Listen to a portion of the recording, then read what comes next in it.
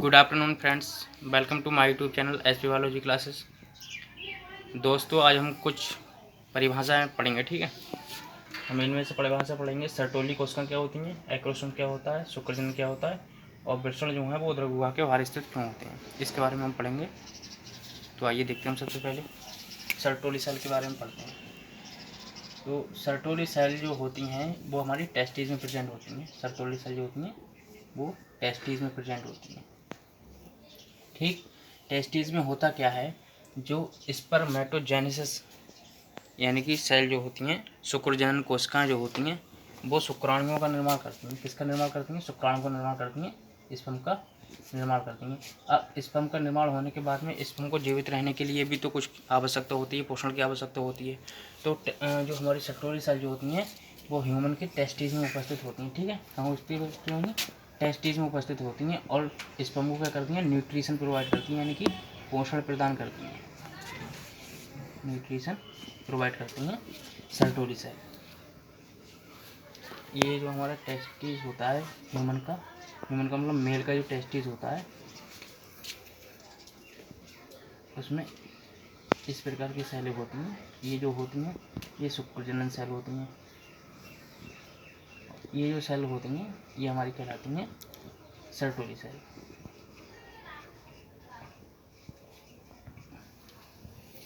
ठीक, इसके बाद बात करते हैं हम एक्रोसोम की। एक्रोसोम क्या होता है? तो एक्रोसोम जो होता है ये भी शुक्राणुओं में पाया जाता है। तो शुक्राणु जैसे शुक्राणु का स्ट्रक्चर कुछ इस प्रकार से होता है।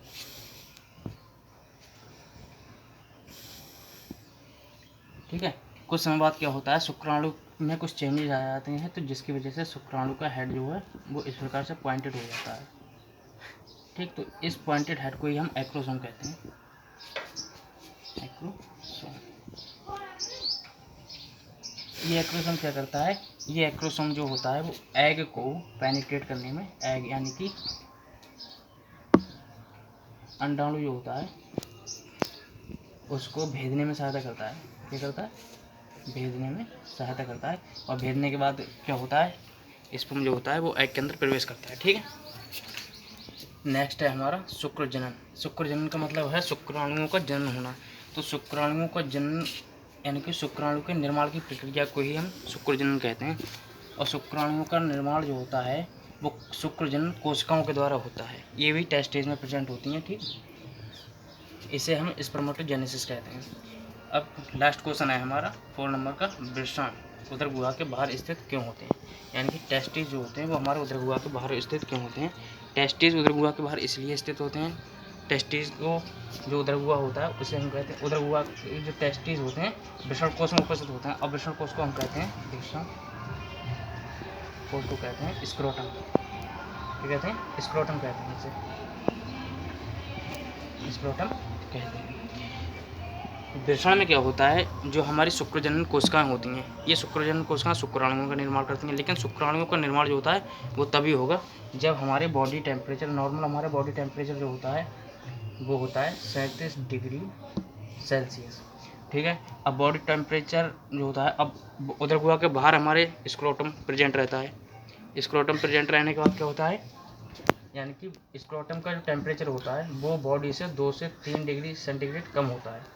इसलिए 2 से 3 डिग्री सेंटीग्रेड कम होने के कारण ही जो टेस्टिस होते हैं हमारे उनमें शुक्राणुओं का फॉर्मेशन होने लगता है। लेकिन अगर हमारा 37 डिग्री टेम्परेचर होगा तो शुक्राणु का फॉर्मेशन नहीं होगा। इसलिए टेस्टिस जो होते हैं वो उदर गुहा के बाहर स्थित होते हैं।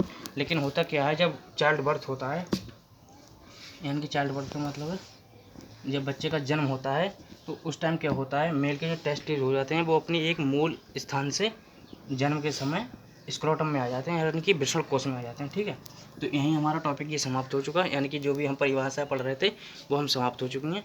अगर वीडियो अच्छा लगा हो तो लाइक, सब्सक्राइब, शेयर जरूर करें। थैंक यू दोस्तों।